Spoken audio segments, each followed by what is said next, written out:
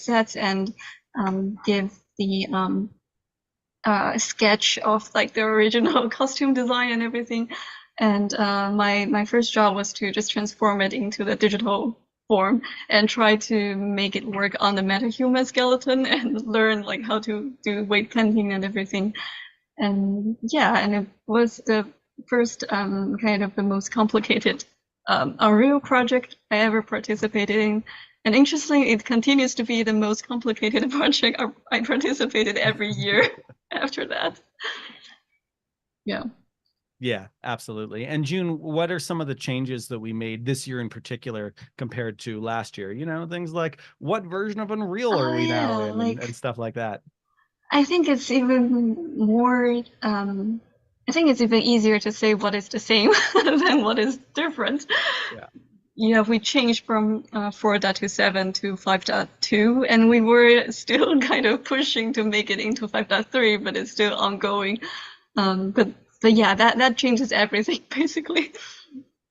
And also we changed from in previous years we were working based on the advanced framework plugin or like the advanced framework template. And this year we kind of start from scratch. So like the multiplayer system, we're not even using an actual multiplayer session or even any online subsystem. We're kind of do the replication from scratch based on OSC signal and the WebSocket. Everything is from scratch. We don't have an online subsystem at all. And Yeah. also, yeah, and Wait, also we got to before pause that, there because I'm sorry, I'm cutting you off because I got to poke on this a little bit. So, why did you do that? And well, here we'll start at the beginning. What does that mean for the listener or the viewer who doesn't know anything about multiplayer, anything in Unreal? Why did you do that? And you know, what did it take to get that done?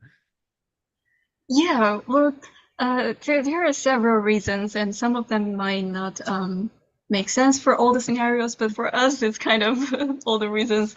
One of the problem is that at first we were trying to work it on a cloud computing core weave, and in our version we call it graphical, and just for some reason it's still unknown. But whenever we try to run that our project on that cloud computing system, if we are doing a traditional multiplayer session, it just have like a 50 to 70% random crash for whatever reason. But if we do it as a single player, it almost always stable. So that I think that's the first biggest issue, just because we couldn't figure out why. And the second is also because when we load from levels to levels, we know that in the traditional multiplayer or the replication system, the host will need to load everything first, and then we will let the client load everything. The client will then like keep up on the host. So basically everything will be slower. But if everyone is running their own single player session and we just like send a signal from outside of the game to say that, okay, now you are going to go to the next step, things will just go faster. And we kind of, I think also because we are doing multiplayer on our own, so we're very selective of like what are the things we want to replicate and what are the things we don't want. So we can make everyone's experience very customized. Like we have our AI robot, the AI Dickens in our session. We let everyone have their own AI robot. Oh, okay. Yeah. So, And go ahead, yeah. Jacob. No, I was just gonna ask. All right, so if the system you worked out with levels, which seems very interesting, so it's just an event-driven approach, and you're kind of just instructing instances to do these things. Why is it that someone would choose this approach over a standard multiplayer? You know, in a practical, like, why doesn't everyone do this? I guess is the question. Oh, because that's very. I mean, there's the standard multiplayer has a lot of benefit. Like, we kind of have to very manually build things up. And you can imagine, like, in a traditional multiplayer scenario, there are a lot of things that are already replicated, like the other players' movement, their transition, their movement, and we can just check that, oh, I want its animation to be replicated, and then it's replicated for everyone. But for us, we need to replicate everything. We need to send out the location and the rotation and the scale. Yeah. And we have to send it to the host instance first, and then we have to write it so the host can send it to everyone. And we also still need to do the check that when they got the event, they will not got the event from themselves. Like I don't need to replicate my movement to myself again. It's just going to make myself dizzy, things like that. So there's still a lot of benefit. Yeah, that's interesting. That being said, though, there are definitely some benefits to the OSC method. One thing, for example, is it's very easy to pick anything we want and have it replicate, and we don't have to deal with all the different ways that, you know, multicasting and all that works in Unreal.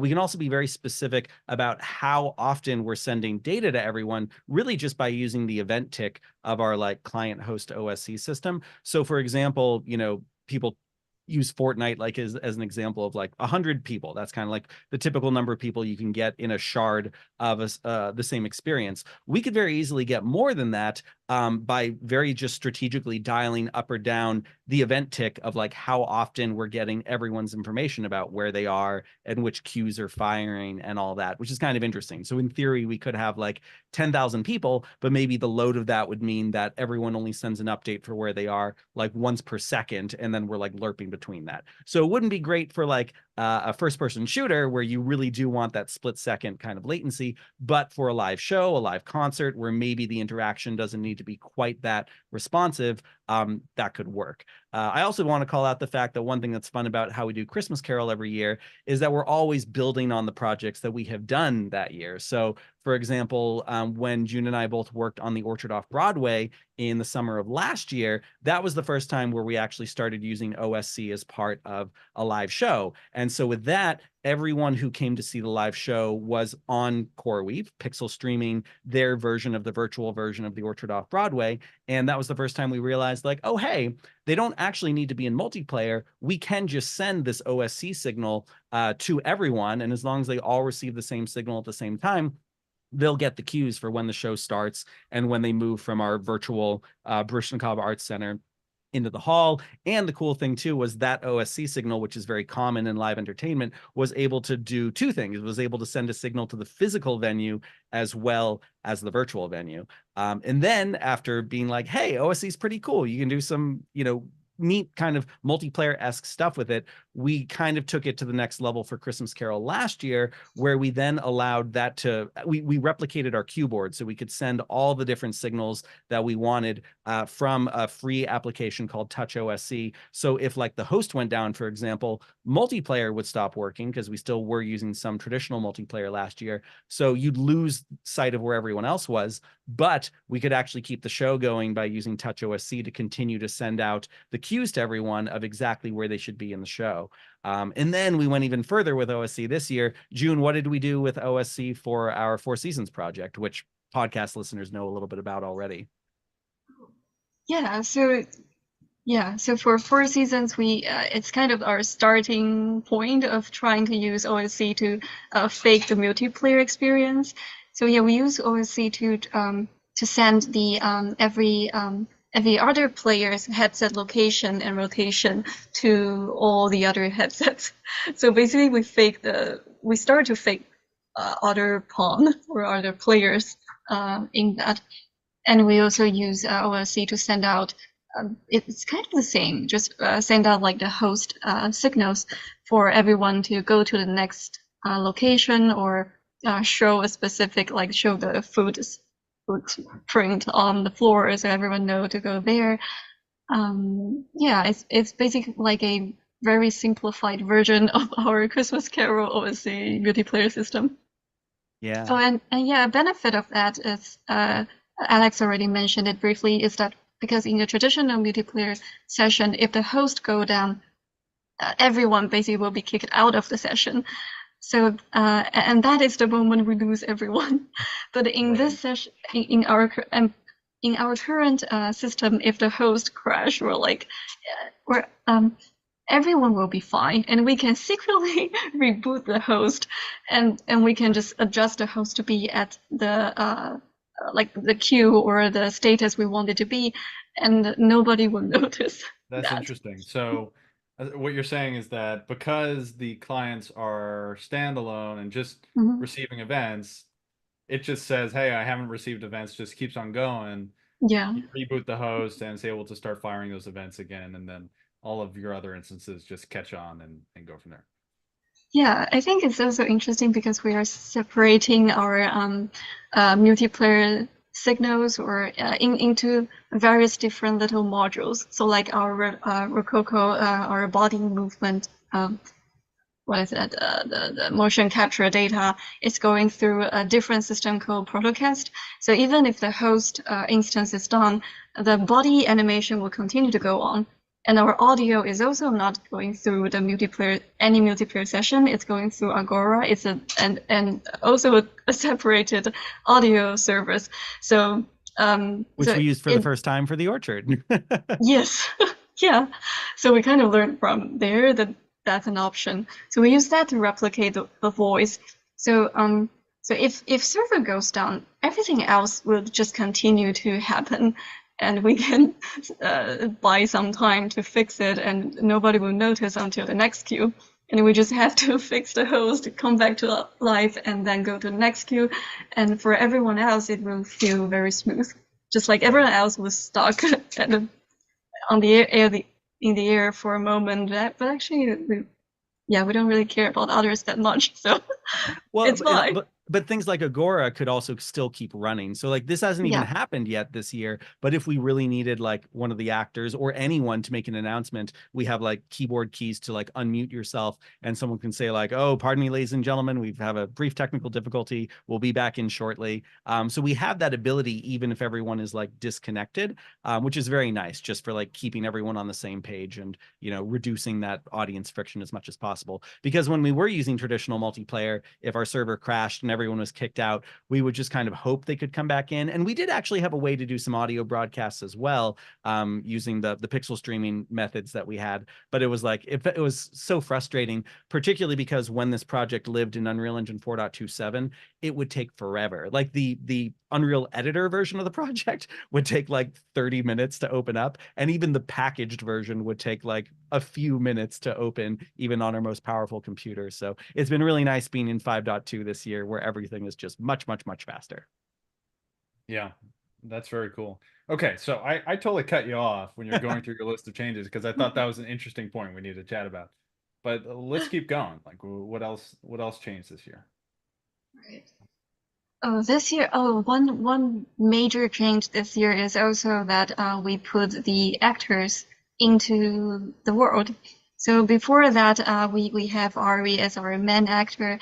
He performs with a motion capture suit and lifelink face.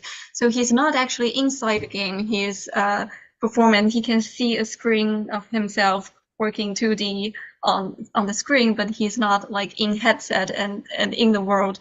But this year we use MetaQuest Pro's facial tracking, so he's actually in the world and he can look from the first person point of view from the characters. And it's also an interesting challenge. It's also we made him perform two avatars at the same time, so he needs to jump back and forth between the two avatars. He also has like a third-person view avatar, so third-person view.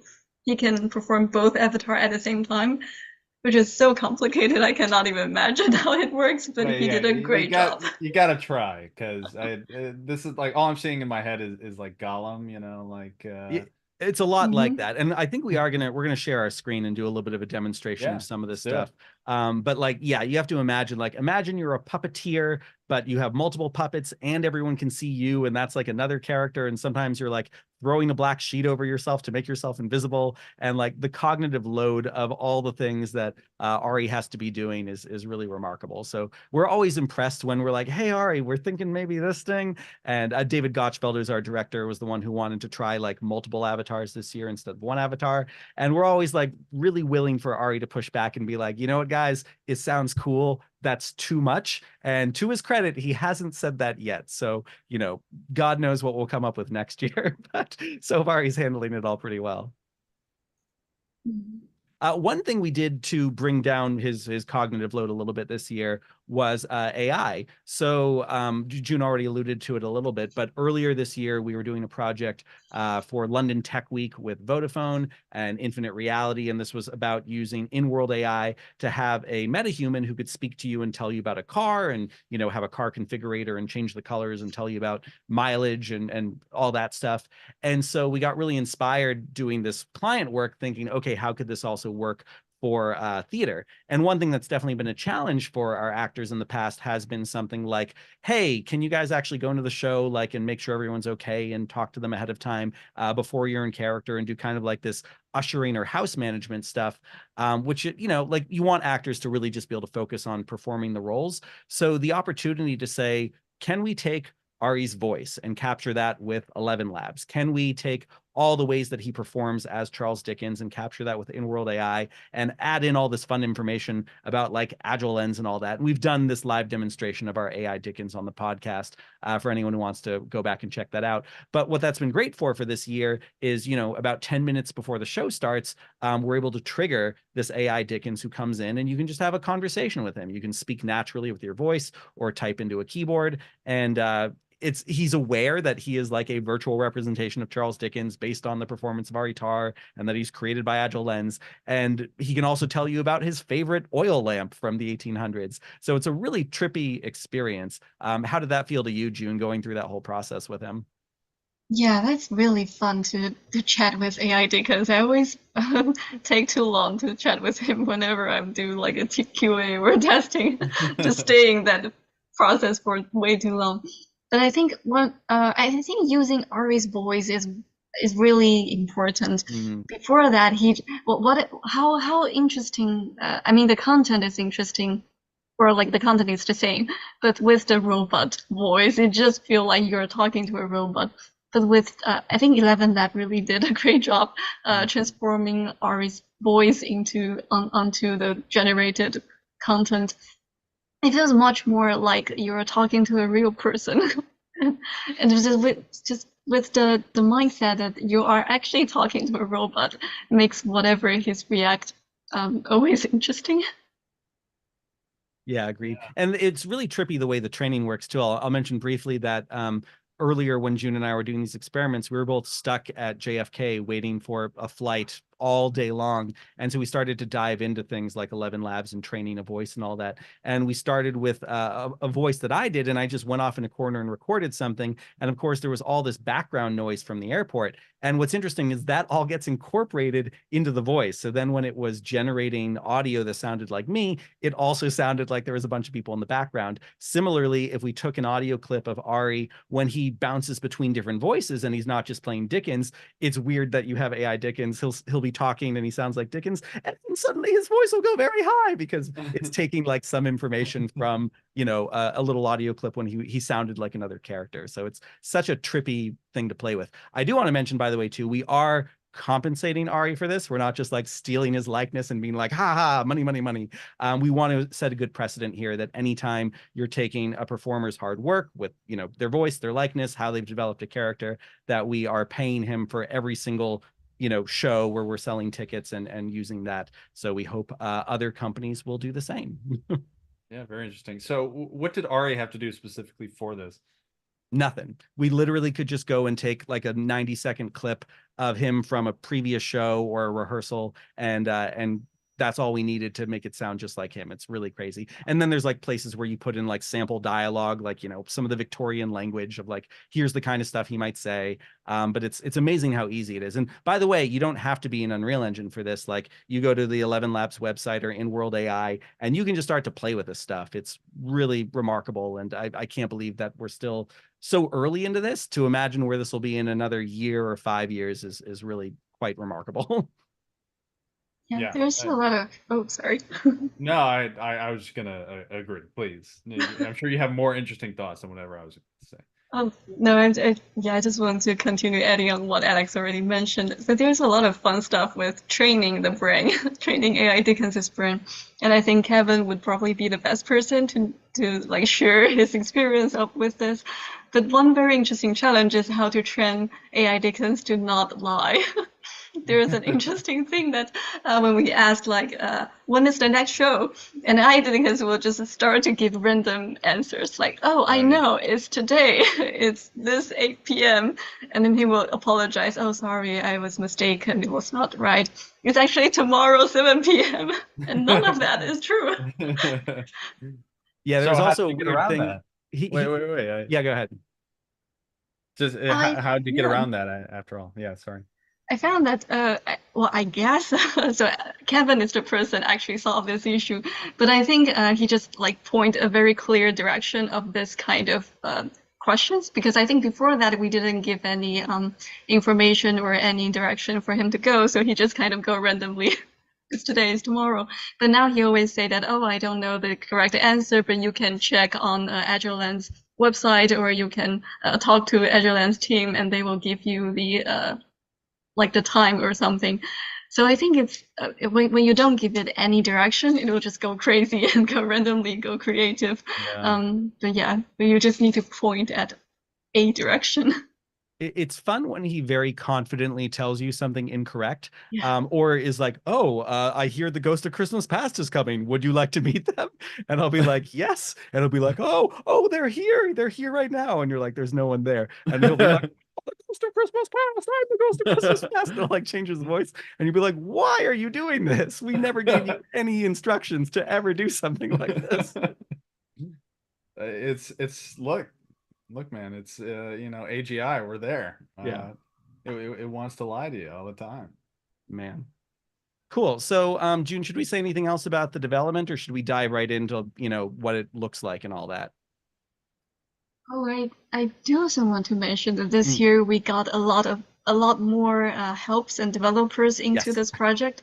It makes I think it overall boosts the quality a lot, and also makes it even more complicated to just yeah, the Coordination. process of development is a lot more complicated this year, but overall I think it has been great. Mhm. Yeah. Yeah, because the What first was couple. Oh, go ahead, Jacob. I was just gonna say what was like the technical accomplishment you were most excited about or proudest of after this year? Um, I think that the I was just gonna say that it doesn't crash.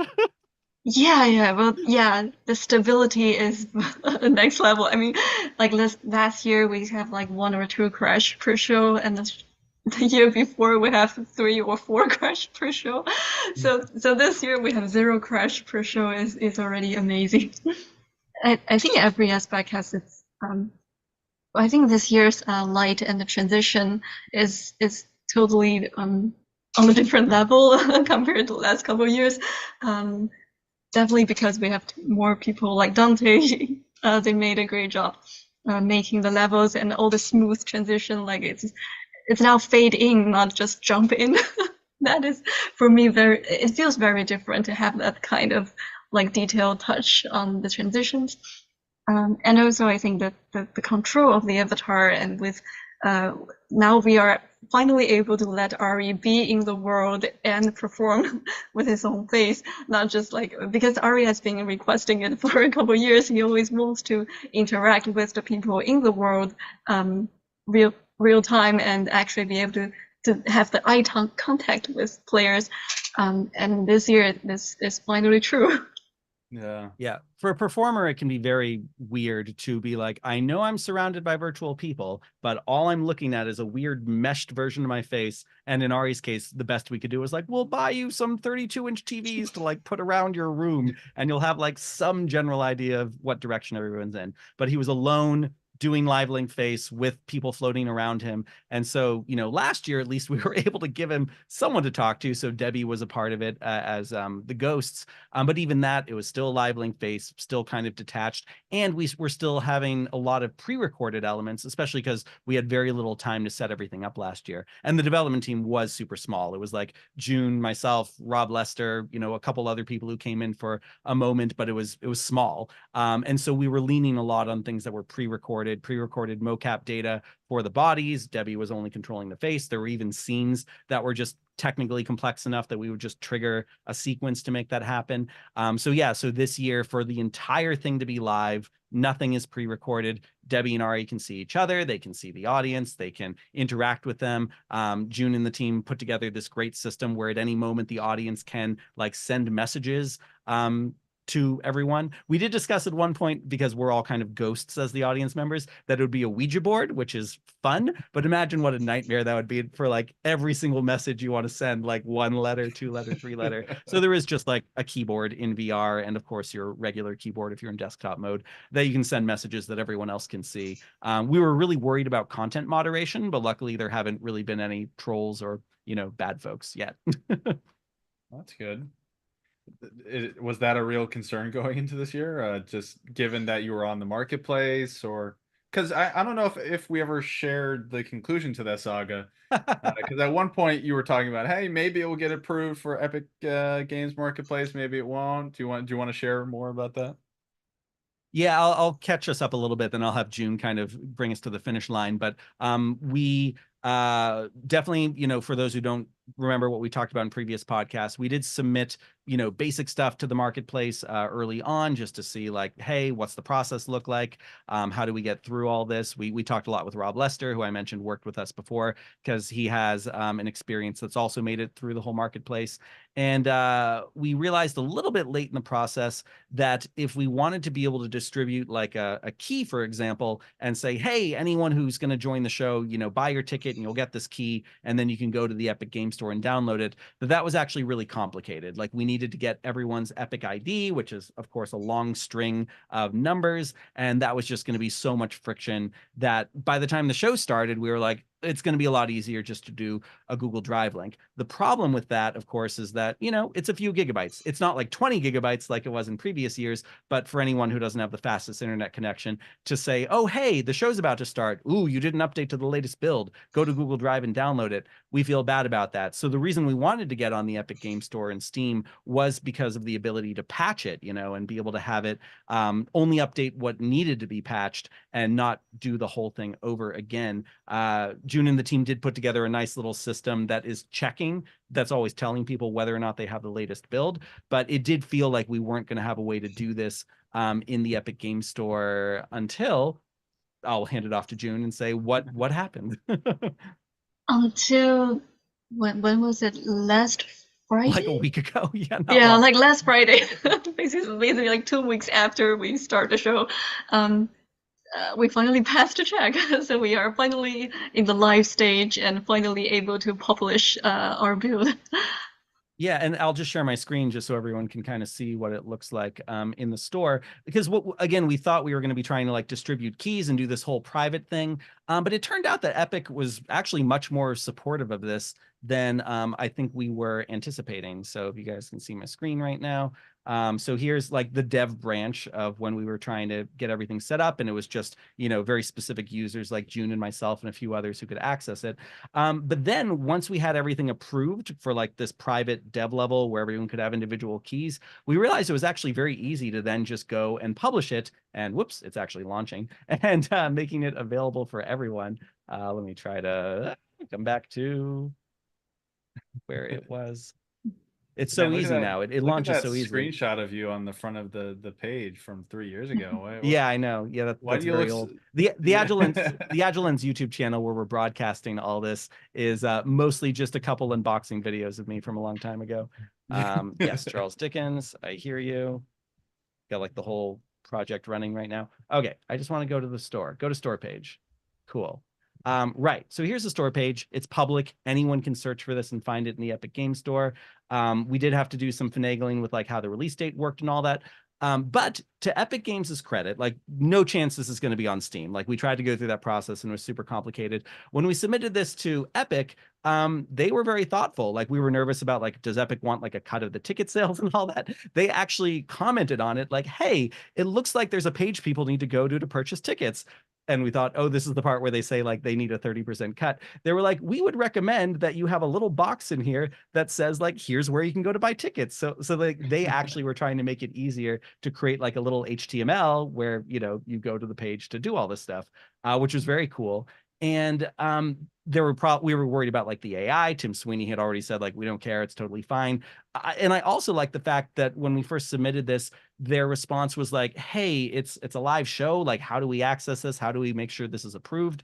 And I just decided to say like, yeah, it's a live show, you could come to the live show, or I'm going to give you some instructions on how to pretend you're a stage manager and cycle through all the cues, and here's the script of what the actors are going to say. And like a day later they're like, cool, thumbs up, approved, which I didn't Nice. actually expect, so that was very cool.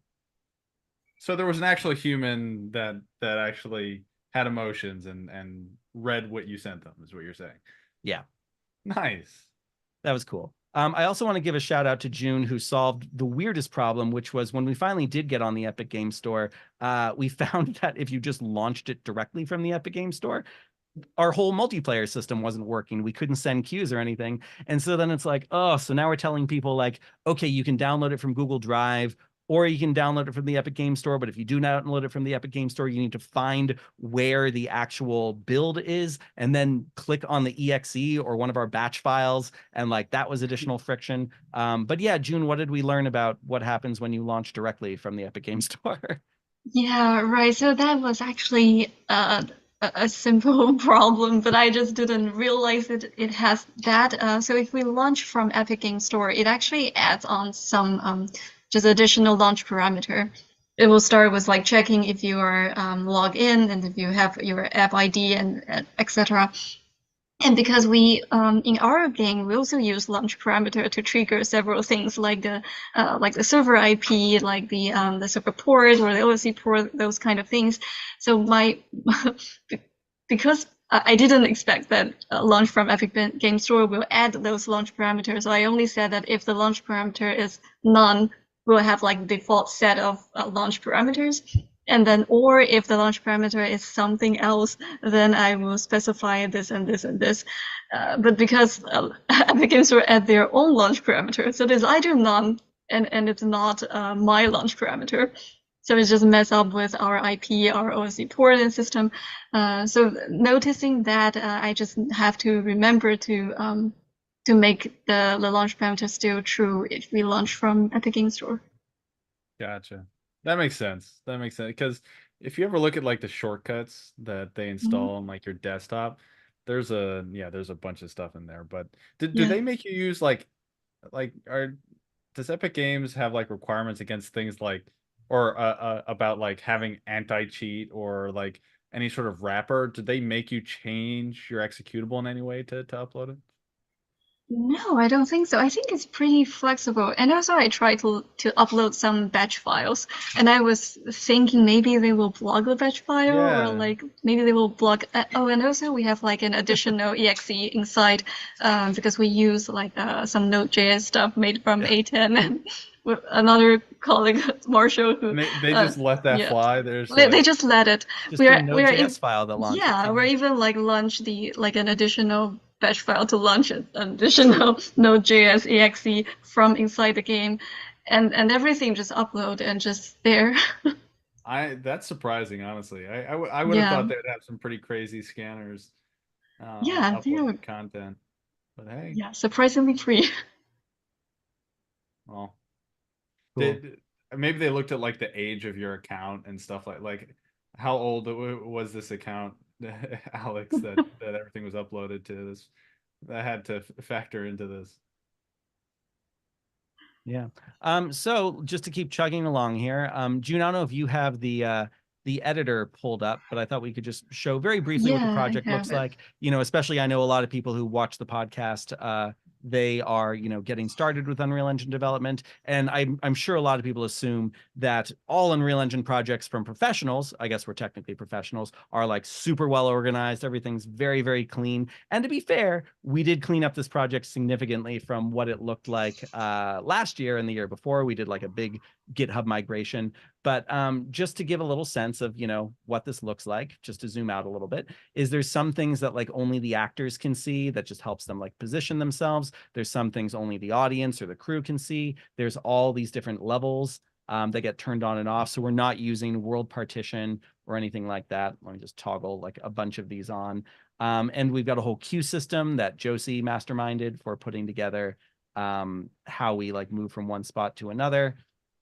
And then we also started to play with a lot of things that only turn on and off like at different quality levels. A big change this year is this is the first time where we actually let people download the experience locally. Whereas in the past we did everything through pixel streaming and Cloud XR. So it's like, we're going to put everyone on RTX A6000s. Whereas now it's like, okay, what if someone downloads this and they only have GTX 1070? Like, can we get the quality settings to where they need to be? By the way, there is a benchmark system in Unreal that we had very high hopes for because it runs like a benchmark test to figure out how powerful your computer is. I think we've got this in our persistent level here. And what I learned actually very recently was that the benchmark test, here's a fun look at our spaghetti code and our persistent level. The benchmark test that runs here, it's called Run Hardware Benchmark. It's actually a very old node that goes back to like a mid version of Unreal Engine 4. And so it's not actually looking at what's in your scene. It just does like a test to like give a score to your CPU and GPU. And the work scale is kind of like the precision level. And then the score is really based on what the state of GPU and CPU hardware was back in like 2015 or something like that. And so it thinks that everyone should be running epic settings because that's, all the graphics cards everyone has now are so much better. So, in theory, this is great. It's like run hardware benchmark, apply the benchmark results, etc. And then, here's the results everyone's in, here's the scalability, but it actually does end up being more complicated than that. June, as long as I've got the editor pulled up, anything I should navigate to briefly? Well, I know something you should navigate to, which Yeah. is the settings for the project, to talk about what you included here for your rendering settings, what were the plugins you used. Oh, Like, sure. let's give the people the real dirt here. Yeah, so we are using deferred rendering, not forward. A lot of people assume that anytime you're doing a VR project, you want to use forward. It is faster, but if you have a lot of lights, if you have metahumans do not look good in forward rendering, so we're on deferred. We were off instance stereo for a while because we were getting some weird artifacts. We did turn it back on, gives you a nice performance boost. Things are not looking weird anymore, so that's fine. Anything else, June, in here before I jump over to some of the plugins we've got on? I think that's How about about it. Lumen, Nanite? Those disabled, enabled? Yeah, so we do have Neat. Lumen and Nanite.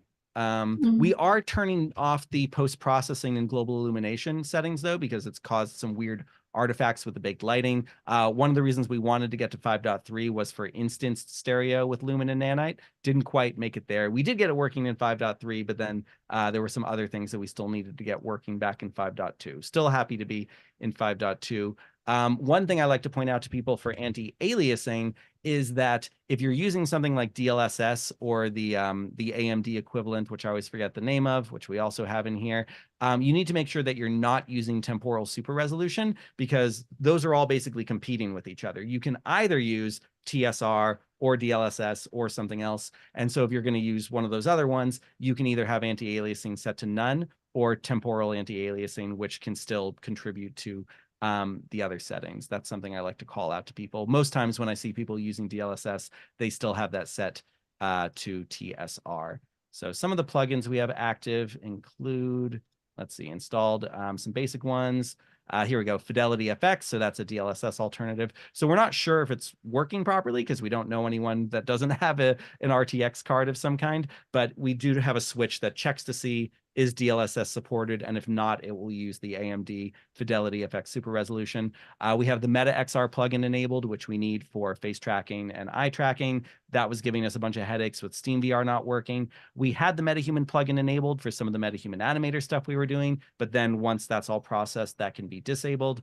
Here's the DLSS stuff. Frame generation, not actually supported by VR. Maybe it works in the 2D version. I'm not sure. June, I don't know if you know. Not We got sure. Yeah, we have Rococo. Also worth noting that June and the team put together a really good, we call it emergency mode. So if Rococo goes down, because it's a very fragile motion capture suit, Ari at any given moment can switch back over into, IK with the controllers in the head and all that. We've been waiting for a long time for Meta to update the movement SDK. They haven't. So, June has painstakingly built a lot of that stuff from scratch. The Victory BP library is a very common plugin that a lot of people use for things like, IP addresses and all sorts of other little things. Vive OpenXR, June recently enabled to see if that would help us with Steam VR things. Runtime data Yep. table. Yeah, we Go ahead. use that to just grab information from Google Sheet. So we can update our next show to the countdown clock of our next show, and also the latest version of the current build. That's Yeah. pretty interesting. Wait. So what information is coming from Google Sheets? Yeah, Yeah. we just I'm use sorry. that. You're like your database is Google Sheets, and you're pulling Yeah. from. Oh, that's insane. Okay, wait. So what's in Google Sheets? We have. I'm Yeah, sorry. we You can't get can away show with this that. one.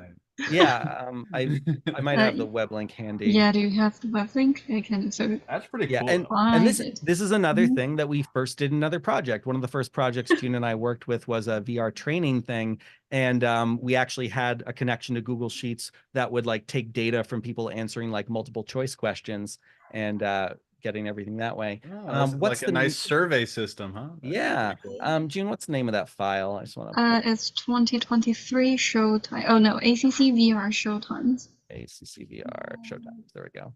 Yeah. So it looks like this. Here you go, hackers. If you want to get into this file, you can screw up all sorts of fun things. Oh wow. Yeah, it's basically just. Oh, and also Marshall is still the person who made the system. But we first started to use the data something runtime plugin when we were doing 4 seasons. We allow the host to put in every client's name and then send it to put the name in Google. What is it? Google Form, and then it will like document in Google Sheet, and we grab the data from Google Sheet. And before we use this plugin, I think a thing that worth mentioning is that before that, Marshall was using the default plugin. I think it's like HTTP Oh, something. yeah. The Unreal official plugin. But if we use that plugin, it will always crash our build. I think it was Oh yeah, HTTP I've Blueprint. used this one. Yeah. Yeah, I think that's it. HTTP blueprint. Yeah, that is going to crash the build. So don't use that. Yeah, fun stuff. And so what you're seeing in that Google Sheet, so down here in the lobby, by the way, great Vertex animated people from Dante. Good job, Dante. Before we actually had more metahumans, which was kind of heavy. This is simpler and cooler. So if I turn off some of the things in here, boop, boop, boop, boop, boop.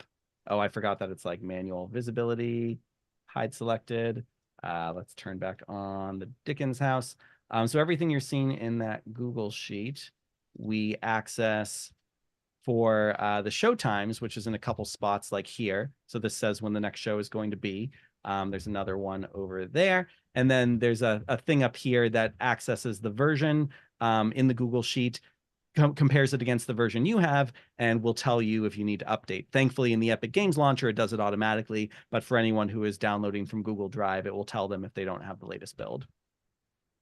That's pretty fascinating. I got to say, so like this versus, especially for this use case where it's stuff that you're going to be manually editing a lot. You're not going to it doesn't make necessarily sense to build a UI around this, right? To not have to deal with a normal database and just use a spreadsheet. Yeah. Honestly, like that's pretty cool. The programmer in me, hates it, but the logic part of me loves it. So I can appreciate it. Yeah, there's so many hoops that we've jumped through to like not have to deal with AWS and like dedicated servers and all these traditional things that people would have, Firebase and whatnot. So anytime we can just be like, oh, a Google Doc, cool. What's the link? Here you go. We get pretty happy about that. We also, That's we also have a nice corner here, by the way. It's not quite an Easter egg, but some of the other Agile Lens theater projects over there. Ari Tar in the first year had set up some cool little plaques of some of the VR technology that was around when Charles Dickens was around, like wonderscopes and stereoscopes. And these are actual, I forget the term for these slides that would be Magic projected. Lantern Magic slide. Lantern. Thank you so much, Jacob. Perfect. So those are all in here. And we also did, oh, June, why don't you talk briefly about what our ticket check was? Yeah, so that we had a meeting about how are we going to do the ticket check, how are we going to really screen and filter out the people that actually have a ticket. So originally, I think we want to make it a DLC, A DLC for the Epic Game Store, yeah. but in short, it's too complicated. And at the time we want to actually make a ticket, it's already too late for us to start to learn how to make DLC and how to make it work. So so basically at the end we decided that we are, and because at first we wanted to make it so that when people download, they only download the lobby and they need to buy a ticket to download the full version. But then we start to worry, what if people just decided to buy the ticket the last minute and they need to spend another 20 minutes to download the whole build? So we decided that we just want to have the full build just be there, and we want people to solve a puzzle to get their ticket. So we actually make it a little escape room game in there. We just hide our key in one of the book in the bookshelves. And if they if they buy the ticket, we will send them in an instruction of how to get your key. Your key is actually hidden in that book in the second shelf or some shelf, and you have to grab your key and bring the key to a hidden door, and then you will be in the official pre-show lobby.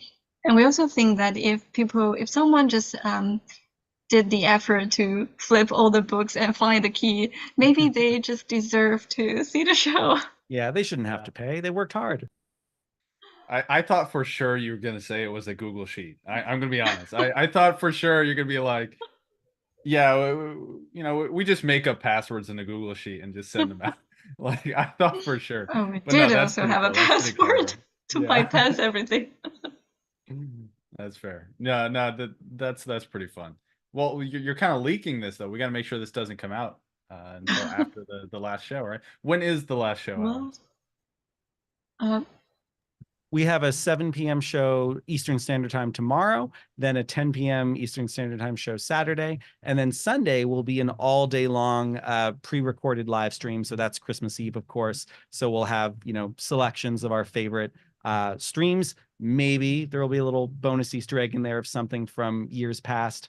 And yeah, we hope a lot of people come. We did decide to make the tickets free for the final two shows because we went with a season pass model, with the idea being we wanted people to support kind of the development, almost like an early access thing for how the show would evolve over the course of December. But now that the show's kind of reached its final form, I say that knowing that June and I are still adding a bunch of things to the GitHub in prep for tomorrow. We thought we just want as many people to see this as possible. And it's a nice kind of Christmas present to the world for everyone to see everyone's hard work. So yeah, we hope everyone comes and checks it out. I also thought I could show a little bit of what this looks like when you first come in. So June, why don't you narrate us through this a little bit and I'll just kind of do it. Oh yeah, so the first thing that happened in front of you would be to set your own name. So yeah, like that. And then you will see on the easel is the instruction and welcome menu, and on the left-hand side is the little mirror-like thing that will be the look of your avatar, and it will be the same thing other people sees you. There are different colors, and yeah, you can send a message. It will be like a little message box in front of you.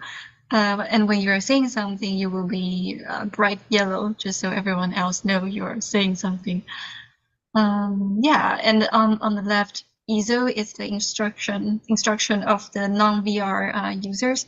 But if you join in VR, that will be the VR instruction. Also, I think so if you're a non-ticketed user, I think this build is running on a crew rehearsal batch file, so the Dickens didn't say anything. Oh, he did actually. No, yeah, he was a little loud. So let me do a quick. Here's a fun shortcut: restart level. will actually restart your game. And we do have this in a development build, not a shipping build. So anyone who actually wants to go enter a bunch of CVARs, you're more than welcome to. So here he is. Yeah, so yeah, we have this welcome pre-recorded Dickens. He's going to do a short introduction of this show, and we'll encourage you to buy the ticket. Yeah, and this is done by Ari and through MetaHuman Animator, I believe. Yeah. After he finished the talk, his head will actually continue to track you. Just look at you. Just a little creepy. Just a little bit. Good to know he's watching. So here's the information about the next show over there. And then, because we're pretty much letting everyone come into these final 2 shows. So the escape room thing we mentioned is we tell people to come up, open the book here. You can open the other books as well if you want to. Nothing in there. But here's the key. You grab the key, comes over to you, and then, oh, look, a door has appeared with the Marley knocker. And so you go over and you put it in his mouth, and then it brings you into the actual pre-show lobby, and then you're ready for the actual show. Congratulations, you're in the official pre-show lobby. Very cool. And then, yeah, go ahead, Talk Jacob. to AI Dickens, do you just like... Ooh, June, can you cue that? Yeah.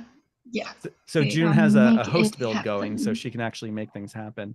And we'll definitely want to do a screen share where we can also show what some of the behind the scenes stuff looks like as well. Okay, so first one. Okay, the next one is going to show AI Dickens. I wonder if he can hear me. Oh, yes, he can. Of course, my dear. Charles, do you know what podcasts are? I'll read his line so people can hear it. Yes, I'm familiar with podcasts. Glad to hear that, my dear. I'm glad to hear that, my dear. Is there a particular podcast you would like to discuss, or perhaps a topic you would like to explore? No, that's all for now, Charles. We got a lot to cover tonight. Of course. Of course, my dear. I understand. Well, I will be here when you are ready. Please do not hesitate to reach out to me if you need any assistance. Goodbye.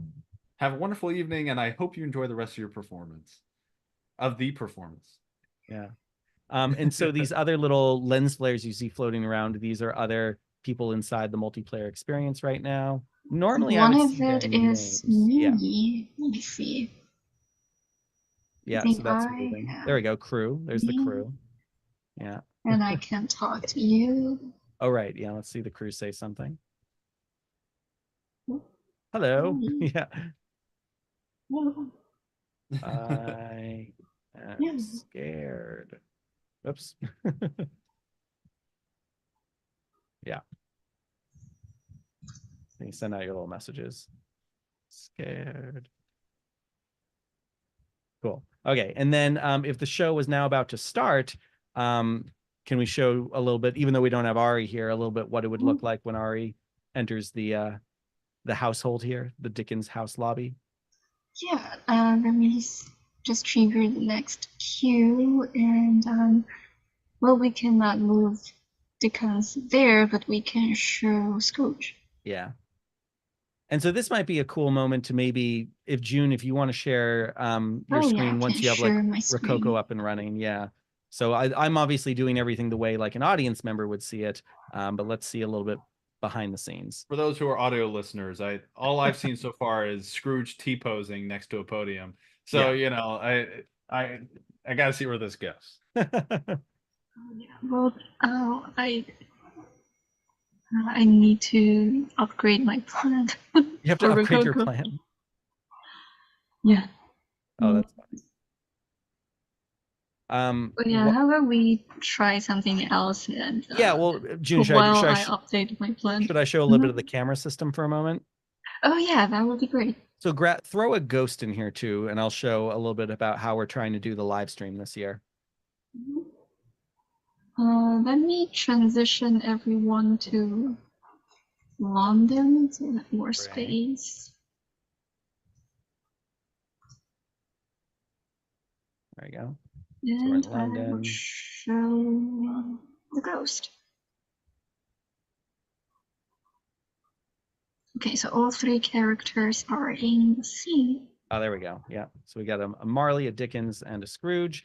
And so the camera system is something I started to work on last year, but really just ran out of time for, because I always feel bad when people are like, oh, I'd love to see the show. I don't have a VR headset. I don't feel comfortable with pixel streaming or, any of the interactive things. And, even for just like my mom, like I want to make it easy for them to watch the show. So we wanted to set up an easy way to jump to different cameras. And here's a fun thing. Even though we do have a specific set of launch parameters for Carlos Austin, who's editing everything on the fly, anyone, if they hit the caps locks key, even just in your regular show, this will put you in a camera mode where the number keys 1 through 9 and then also 0, as well as RTY, will jump you to different camera angles. So if I press the 1 key, we'll get this wide shot of Scrooge. The equivalent would be 6, which would be kind of the wide shot of our ghost.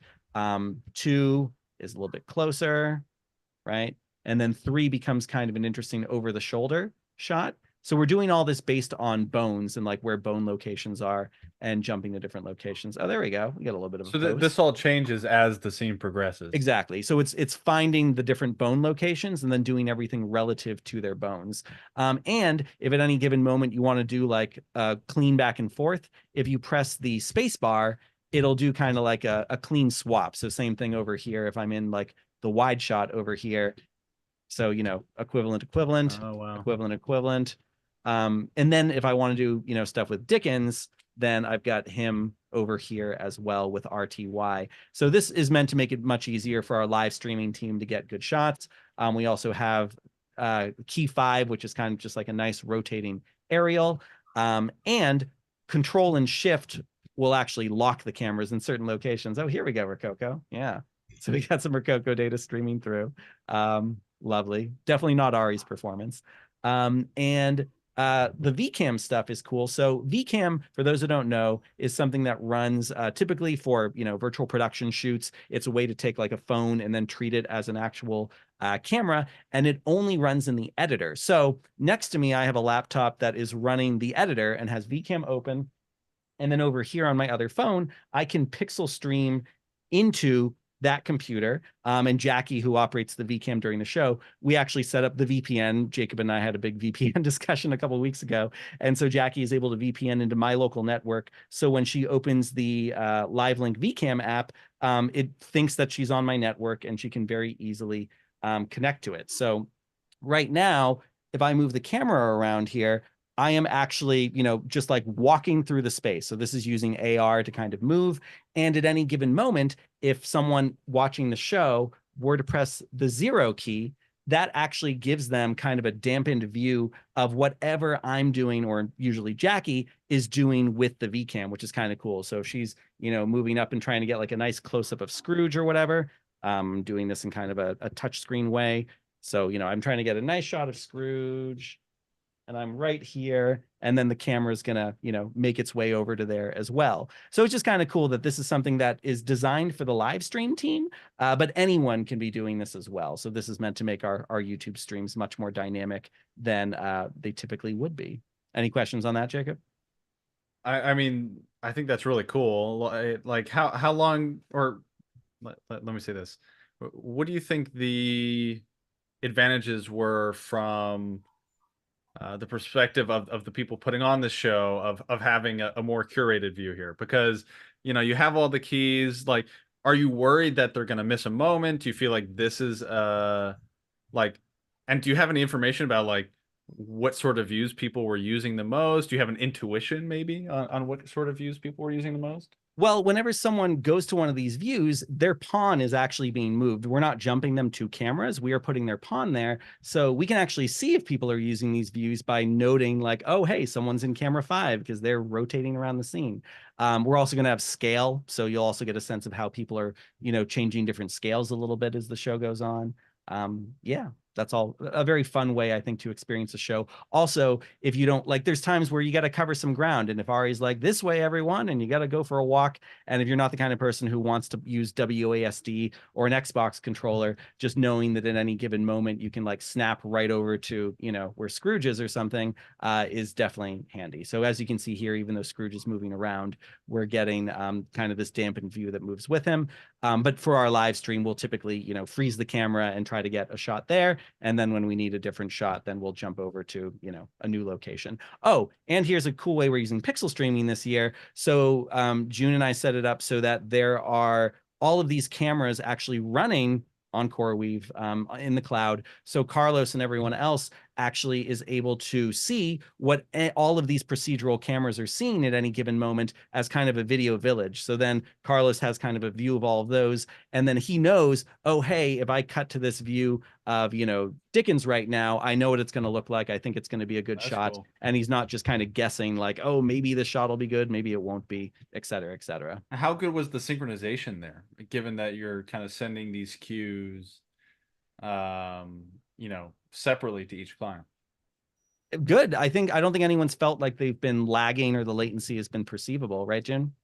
Yeah, that's pretty real time. Yeah. The only problem is the internet, Right. I think. Yeah, That's a lot of always the people problem. a lot of people think they have more stable internet than they do, when really it's like a lot of spikes and dropped signals and that kind of stuff. Yep. June, do you have a good backstage view to share? Yeah. Let me share my screen. If I can this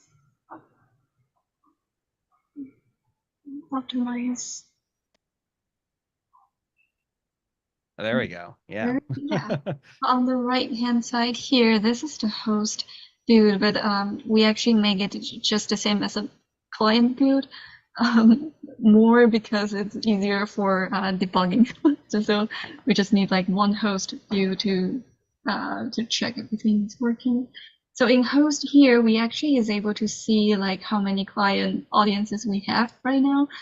And yeah, and we are also counting like how many non-VR player has joined and how many VR player has joined. And on the left side here is our crew build, which is the stage manager build. So we know that we are currently in, say, the queue number 3. So if I hit spacebar, I can load the next queue, and hit it again, it will trigger it. And I can do some like emergency control things, like I can hide Dickens. So you can see that for the general, for audiences, Dickens is hidden, but for the crew, we can still see where Dickens is, and it will just have like a big sign saying hidden. I personally like the big red button on your screen that says "Show is finished." Kick everyone. Yeah. Out. That's a good, and even better, one that says "Ari emergency." Please, Yeah. you got to give me some backstory there. Yeah. So our emergency is going to be hit once Rococo is done. So because Rococo just likes to randomly lose an arm or lose a leg or just randomly likes to crash. So when that happens, we will hit RA emergency, and we will change to use the IK control. So we'll just go back to controller and headset. And so yeah, but we can swap between emergency and non-emergency. Nice. You also can see, Jacob, that we're very concerned about trolls, and so we have like blocking IP addresses and all sorts of stuff, like just in case someone's trying to ruin the show, we have something we can do. Like now I just blocked Alex. Oh no. Oh, nice. Oh, June. Oh, that's cool. So like the moderation stuff is definitely very cool, and not the kind of thing you would get out of a normal multiplayer system, I would guess. Yeah. We probably will be able to have it on the normal multiplayer system, but I guess it will have to go through the same like hands-on modification Right. to build the system.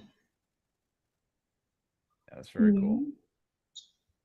Means like we have the emergency control to make Dickens back to stage center, or Davy back to stage center. Yeah, because in both VR and in a Rococo suit, you do often have to deal with drift, where like the performer hasn't moved, but their body just starts to go to the wrong place, and the show is Mm. blocked, just like a real theater performance, where it's like, Ari starts here and he takes 5 steps forward, and Debbie turns, and they're facing each other, and if they are too far off from that, it changes a lot of things, especially for things like our camera people who are counting on like, I really like the angle where you see Ari and then the door knocker and then all that kind of stuff happening all at the same time. Yeah.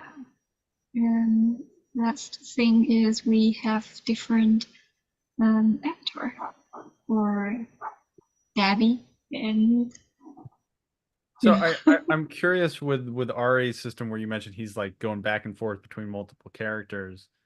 How are Mhm. you doing that behind the scenes to like actually map his voice and motion so that it doesn't become jarring?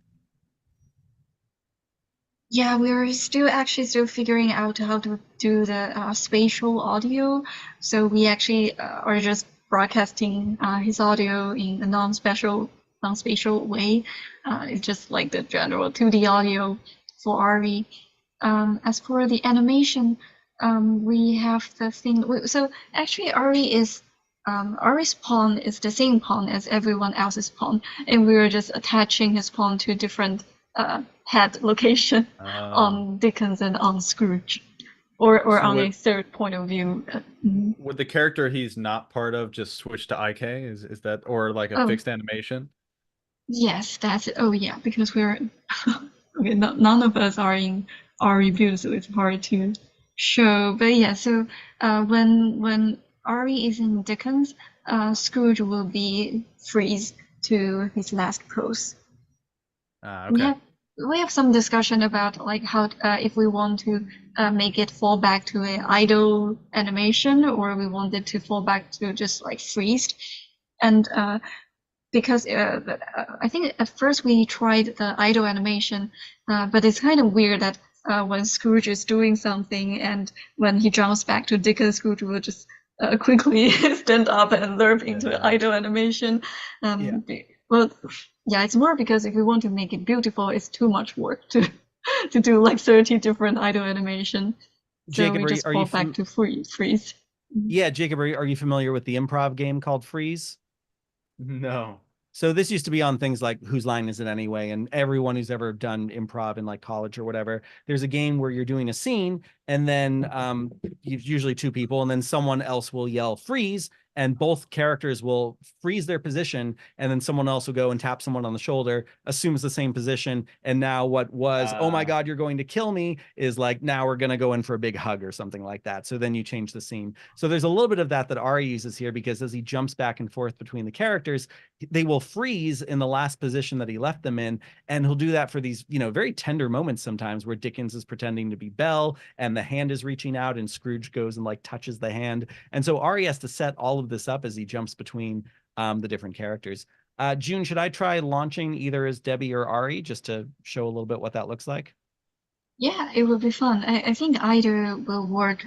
If you're going to jump in as Ari, I will stop the Rococo animation, so you won't Gotcha. be Yeah, moving. let me try, although we can watch it freak out and fight for a second. hit the RA emergency. Yeah.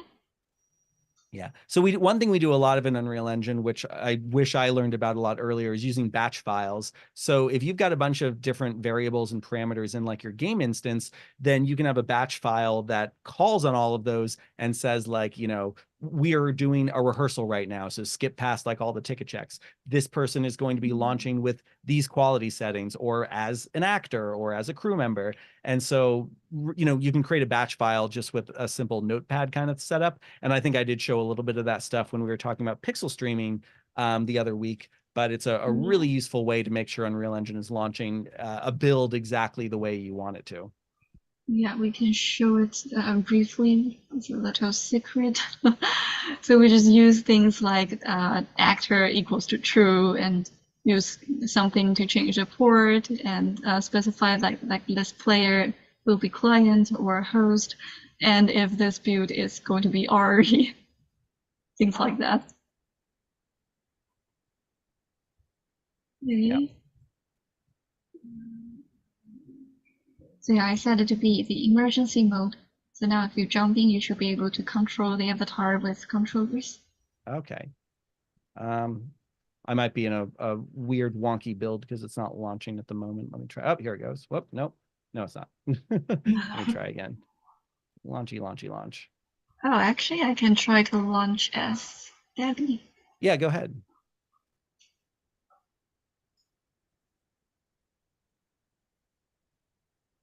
One fun thing too about our multiplayer system is we can have multiple instances running on one computer. So I'm on, a beefy RTX 4090, and I actually found I can have 4 instances of the game running at once, one of them in VR, 3 of them not in VR, and it's actually pretty smooth, and I can kind of just get a good bird's eye view of a lot of the stuff happening that I would have assumed I would need to be using pixel streaming for, but not true.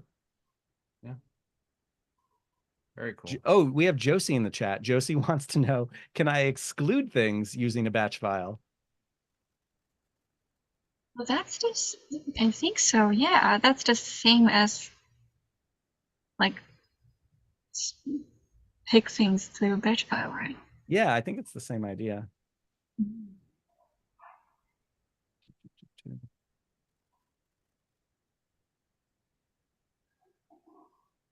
I think what actually happened on my end is my Airlink broke. There's so many hoops we jump through for this stuff, and it's so easy for like one thing to break. We had a weird thing where Ari put on the MetaQuest Pro, and it was like, oh, his controllers aren't tracking now. He didn't do anything wrong. It just, an update from Meta or some weird little firmware problem is suddenly just making it so the controllers don't work.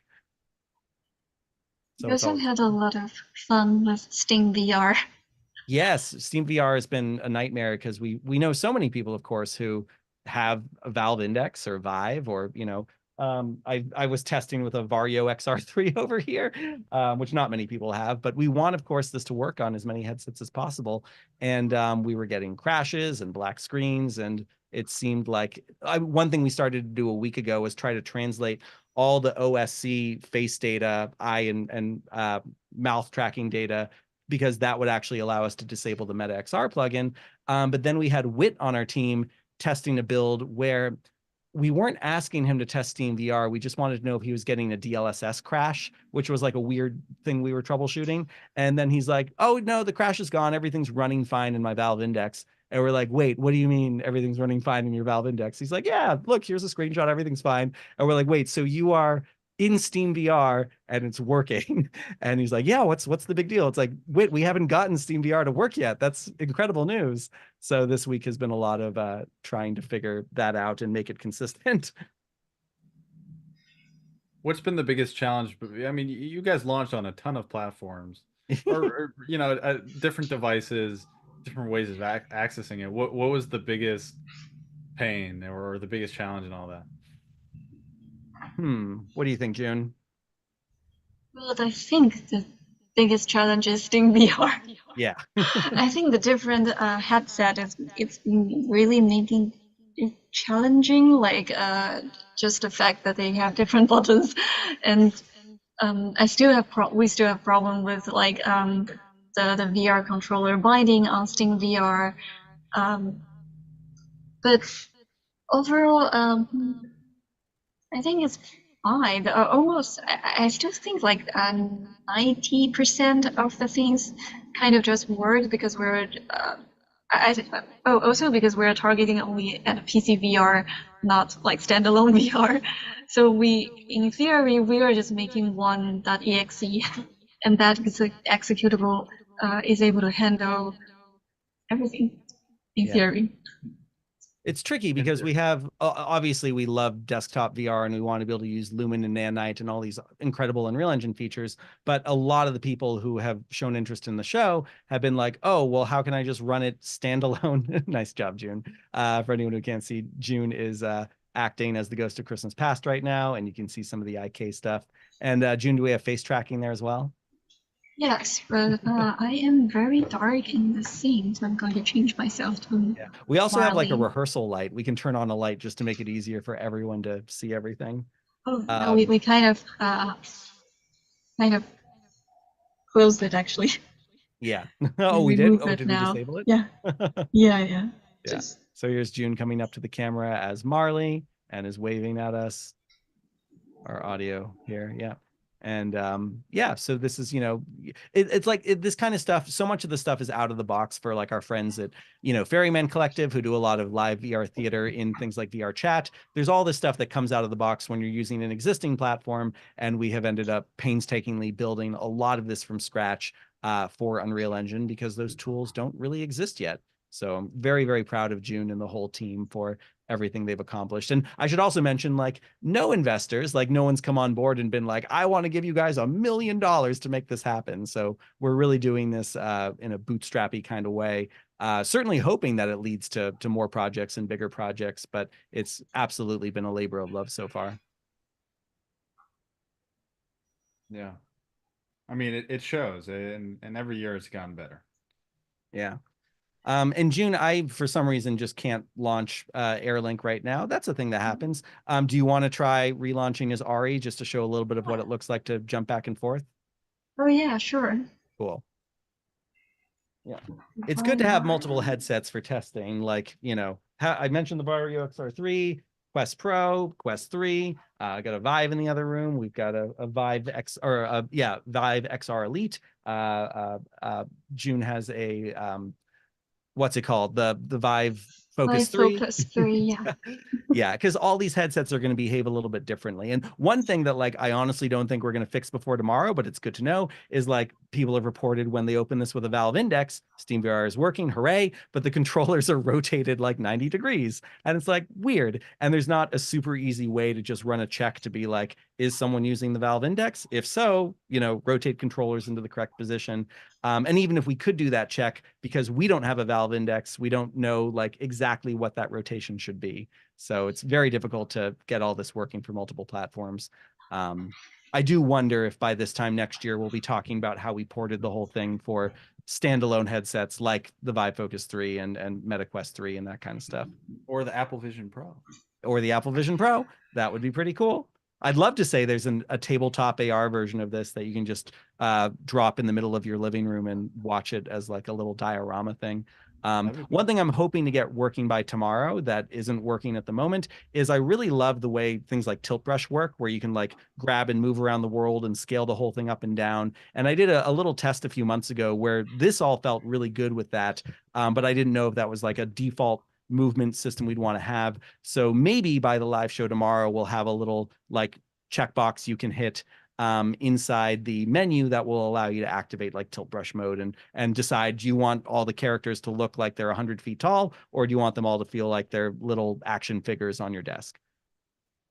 Anyways, David, Jacob, how about you describe what you see June doing right now for our audio listeners? Yeah, well, at the moment, I would describe it as Dickens hoisting Scrooge like a kitten gets, like a badly behaved kid.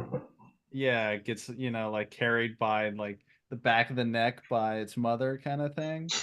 It's a bit unsettling. I'm not gonna lie, but I can't tell if it's unsettling because Scrooge becomes weightless and all of a sudden, loses the fundamental essence of Scrooge, or if it's because he looks like he's dead, just goes limp. But really, you should be watching this episode on YouTube.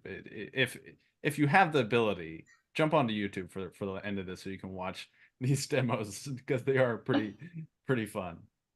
By the way, speaking of, yeah, sorry, go ahead, June. I do call this Scrooge dead. Scrooge dead. In Unreal. Yeah, he just limp. I love that we can just play with this stuff. By the way, I gave a shout out to our friends at the Ferryman Collective, and I just noticed we actually have Braden Roy, one of the amazing co-founders, also the mayor of the Underpresents, fun fact, in the chat. And Braden wants to know if Ari, Debbie, or anyone else has run into issues with disorientation when they're swapping avatars and points of view on the fly rapidly, or has that process been seamless for them? How would you answer that, June? That's definitely difficult. Yeah, it's definitely a challenge. I think we spent like 2 or 3 or even more weeks just to fix the head rotation and the body, just to make sure like the head orientation is correct when swapping between avatars. Yeah, and we try to give them some clues to keep them oriented, like the big green upstage sign. So like as the sets are changing around them, they just have very easy things to help keep them in the correct orientation. One nice thing about virtual reality, of course, that we can't do in the real world is we can have very clear markers and things that only certain people can see and other people can't. Again, we can divide things up into like crew, performers, audience members. Is this your view right now, June? Yeah, so this is the view from SRE. So we can see that in the third person view, we also have this kind of marker to show the front being the avatar's front. So because I'm actually like in a third person view right now. So if I just rotate 180 degree, well now I cannot show that, but if I hide this, and if I just rotate 180 degree, the content would just be like Yeah. non-human Not human rotation. anymore. So yeah, we do this kind of like small diagrams to help with the orientation here and there. Yeah. We did have a lot of fun. We did a demo of this at Unreal Fest, and then also for the real-time conference using Radical AI, which is a markerless mocap solution that just uses a webcam. And we had Ari and Dante giving a bit of a demo of what that looks like. And the answer is very good. We just haven't been able to incorporate it into the experience because of the fact that it doesn't currently work with builds, and there's some other like complexities about getting it all out. But I think we are excited about adding more ways that our performers can do their show, you know, whether it's entirely from within a VR headset or using a webcam or using a motion capture suit.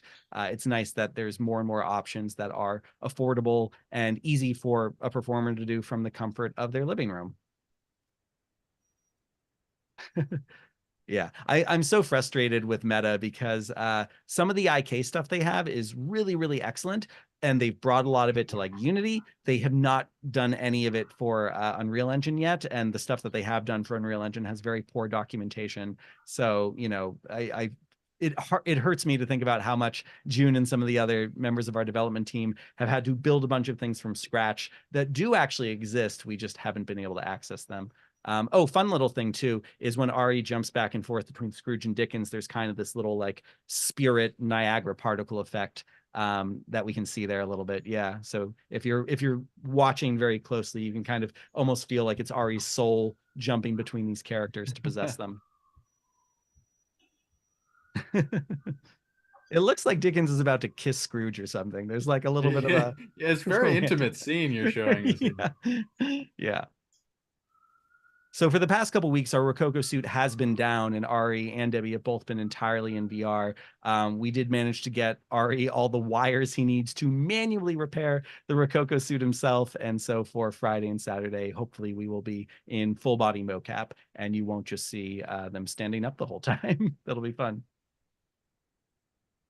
Cool. Well, I feel like we're covering a lot of ground here. Jacob, do you have any other questions about this fun monstrosity of a show? No, I mean, I think people should definitely check it out if they haven't. Yeah, I think it's just exciting to see how much you guys invest in this every year, and to see it, you know, continue to improve, and you're pushing, you know, boundaries in very interesting ways. So definitely people should check it out if they haven't.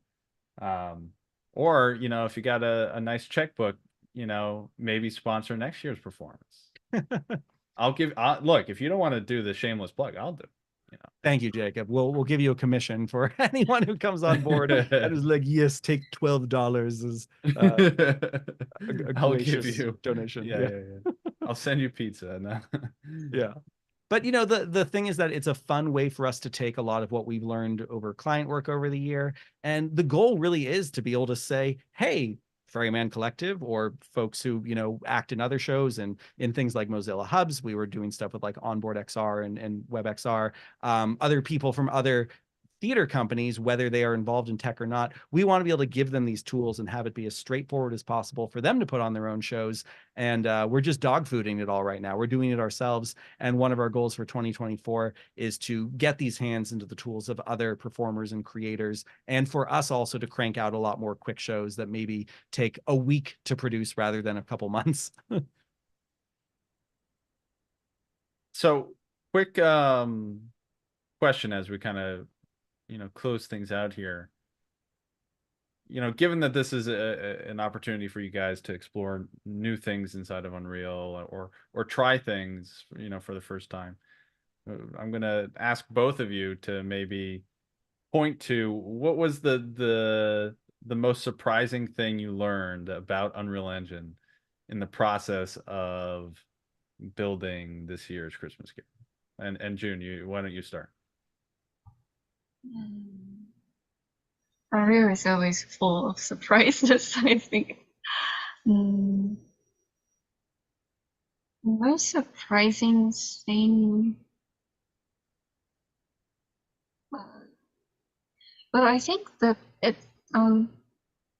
think the most surprising thing, or maybe it's not a surprise for many people, but for me, I think it's Unreal is actually really flexible, because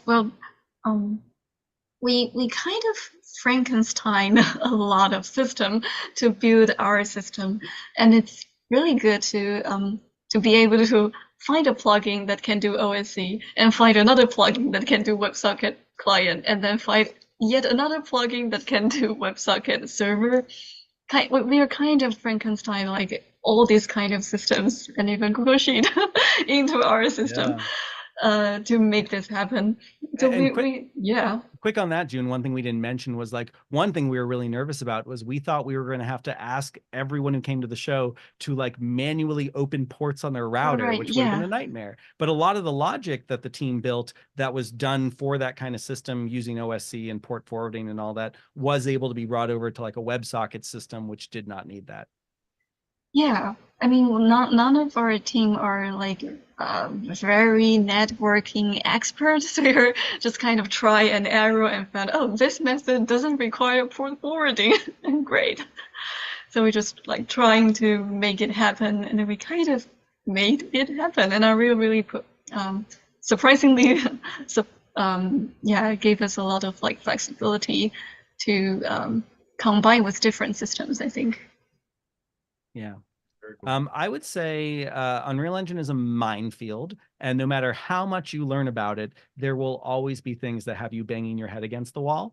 I definitely expected, if I had told myself, 8 years ago when I first started using Unreal, that I might spend an entire day trying to get Steam VR to not be a black screen when I'm the only person getting a black screen and no one else is. And then the solution, as like June discovered, was like, oh, you need to uninstall Virtual Desktop and have this particular setting in Steam VR. Like, it's this kind of stuff that there's no documentation for this stuff. It's all trial and error, and you either figure it out or you don't, and you find a workaround. And to be working in this industry, especially one like VR, where everything is changing all the time and doesn't have as many users active, you just need to be willing to like try and not give up and just figure it out or do your best. So as long as you have the kind of mentality to know that it's never going to get easier, just different, then you are in the right place, because it is kind of like a drug addiction, right? Like when things are working, like I had one really good development night where there were like 9 things on the list of like nice to have features for the production I was able to knock off, and every one of them worked the first time I put on the headset. That feels great. That's thrilling. But then yes, there are other times when you spend several days trying to make a thing work that should be so simple and it's just not. Yeah, I find this that true of most technology that you develop any sort of expertise in, right? Like there's always a deeper rabbit hole when it comes to these things. And you get more ambitious, in lockstep with how much you learn, because everything you learn just opens up, oh, well, what if I use this for this, and this? So I think Alex is right. Like it doesn't become easier, it's different. And usually the challenges you're facing might seem, you know, just as trivial as the ones you were dealing with when you started using something like Unreal Engine. But in the end, the outcome is going to be way better, right? Yeah. Because you've done the cycles to understand what it is you need to bang your head against that actually produces the, you know, what you need to do. Mhm. But I think that's true of just about any technology or that you try and learn, or any sort of, probably any task you put your mind to, that you really develop expertise in. And Unreal Engine is just, it goes deep enough that it fits into that kind of category. And there is something very fun about feeling like you're trying something out that has never been done before. And Unreal Engine, of course, covers so many industries. So like we're taking things like OSC, or, you know, the way we're doing stuff with metahumans or live mocap or the VCam, and we're repurposing all those things in a new way. And sometimes it breaks because it wasn't designed for that. And sometimes it works surprisingly well. And we feel like we, you know, all deserve to eat some cake. One thing I want to mention before I forget is we do have another question in the chat. Space Rect says, thoughts on physical / on location room scale MR and XR experiences. I'm a caveman to basic blueprint knowledge, so this is my path.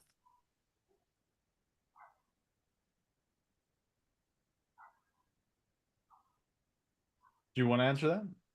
I'll mention briefly that we do stuff sometimes that is on location. It is always interesting when you're trying to program things for a particular place. We have a poster in the lobby for Christmas Carol for a production we did called Ghosted, which was on Magic Leap and was designed for a very specific location and setup. And that's interesting when you're like, people are going to be sitting at this table and this is the stuff in the environment. And we want all of that to be part of the show instead of things being entirely virtual. Everything with Apple is going to be very much with that as a consideration, because you can literally dial up and down how much of the real world you see. And if you want the real world to be any part of what's going on, then that becomes a really big design consideration. And you have to find yourself thinking about, how do I procedurally have things that will always work as long as there's a table or a chair? And how do I have things that are like, well, we really need to like get rid of the real world and have everything be virtual for this to be effective correctly. I'll also give a quick shout out to a production we're working on for next year called Ink and Paint, which will be opening probably sometime in April. And it's basically Who Framed Roger Rabbit live in a physical theater with like AR characters moving around a space. And there's elements that you will see regardless of whether or not you're using an AR device. And so the mixing and matching of like, how do you make something feel magical, and how do you make the tech feel like it's servicing narrative and story without it feeling like a gimmick? That's always a really interesting challenge. What do you think, June? I think from an architectural background, I think room scale VR is really it's really amazing and attracts me a lot, because I think the major difference for me about VR or XR, this kind of tools, different from the traditional 2D screen, is that we have the sense of scale. So we can use our physical body to just experience the world, the virtual world that is that's presented to us by grabbing our or by stealing our visual and sound system to fake it, and with the actual space to play with and to just kind of to experience it, is just make it even more believable.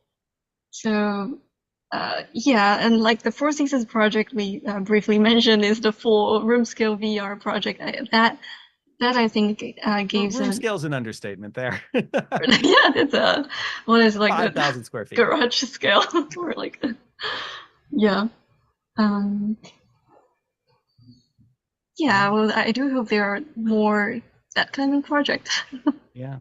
Yeah, and I think he's also wondering about the development side of it. Like, one thing we're trying to do, June and I and the other developers at Agile Lens, we're trying to post more examples of things because there just aren't enough, especially in Unreal Engine. So if you're trying to figure out like the blueprints and how to get started with a lot of this stuff, like Dante put together a really nice pass-through example that lets you like toggle between the real world and the virtual world in Unreal Engine setup for meta. And you know, a lot of the tools we're building now, we have a thing called like Agile Lens utility nodes. We want to try to make a lot of these tools available so others don't have to suffer the same way we've suffered to do what in many cases should be relatively straightforward tasks. Right. I think one other aspect that, or like the biggest problem with room scale, or like just the effort of trying to sync the virtual space and the actual space, is always the different coordination. Like Yeah. we know in Unreal has its own virtual coordination, and our headset has its own coordination. And if like in Four Seasons we use OptiTrack also has its own coordination uh, that that they use to just label the position of the space. And so the real problem is always within how to sync every coordination and make sure they are all talking to the same point in the space. It's the biggest pain. Yeah, but that's the thing too, is Unreal Engine can talk to all these things, sometimes through different protocols, but it's all possible. And sometimes we end up doing things that are incredibly complicated just because we know it's possible. Even if it isn't probable and it's not how something is designed, we get really excited when we realize that something is not outright impossible. Speaking of things like OptiTrack, I've got this fun Iron Man hand here. I'm actually wearing it backwards because I wasn't looking at how I put it on. Someone who we brought on to Agile Lens for the Four Seasons project, his name is Sam Baker. He just released this Indiegogo campaign, or they're shipping now for what are they called? The frostbite haptic gloves or something like that. And they're awesome. So they were like $200, and it's got these systems in here that actually pull back to make you feel like there's actually tension on things.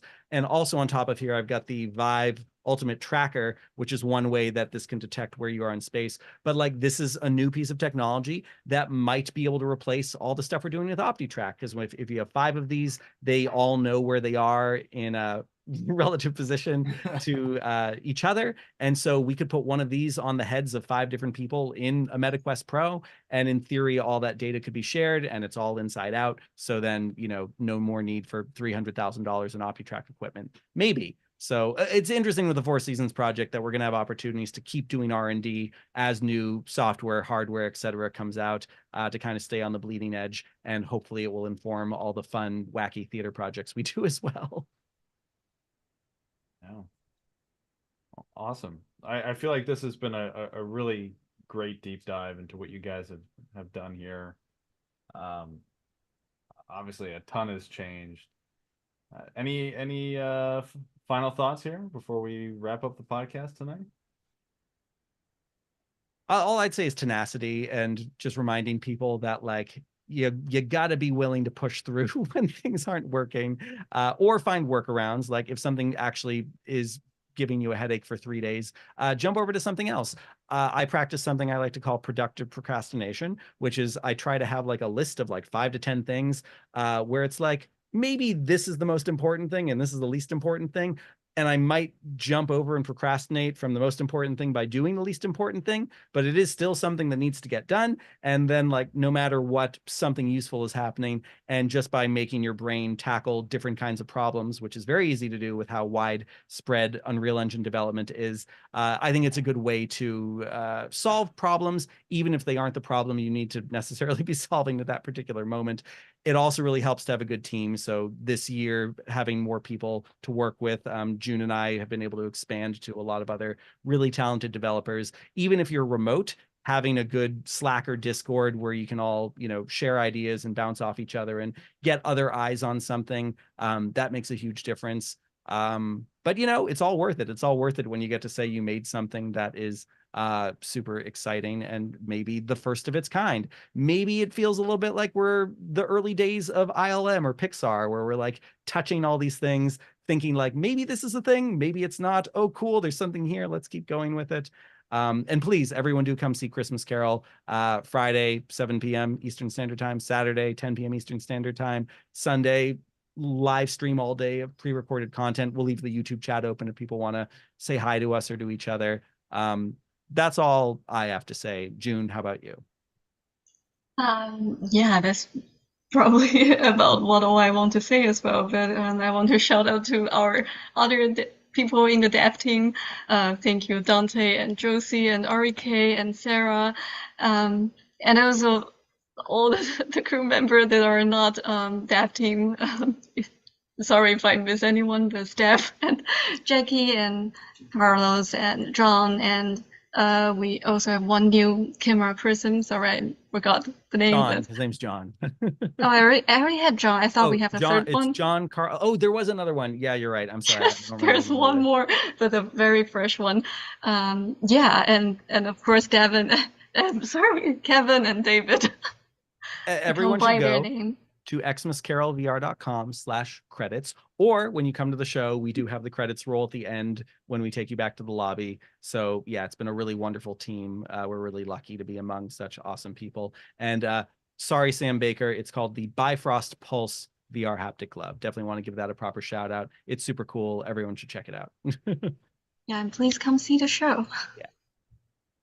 Awesome. Well, at that, I'll go ahead and say, hey, if you listen to this point in the podcast, You're a super fan. you're a super fan. You can leave us a like or subscribe or any of those things. And happy holidays to those of you who are listening to this in time for that to be relevant. Or you know what? Whatever holiday it is. Happy holiday! Exclamation point. All right. Yeah. And Well, we'll catch you in the new year. 2024. If anyone is going to be in Mesa, Arizona at ASU at the beginning of the year, Kevin and I will be there showing some stuff related to Christmas Carol, and we'll talk more about this at another time. But kind of the entertainment gamified version of all this, which we call Line, which is really meant to be kind of a VR karaoke theater game. So little tease of that, more on that in the future. Hope everyone has a wonderful rest of your year, and yeah, see you again. And thank you, June, for joining us. Thank you so much, June. This was very last minute. I you. asked June 10 minutes before we were going to start if she wanted to come talk about like leading the development team on this project. And thank you for being game, June. You're always amazing and a delight. And I feel very lucky that we've been able to work together for a few years now. Yeah, thank you for the name. It's fun. All right. Catch everyone later. Goodbye. Awesome.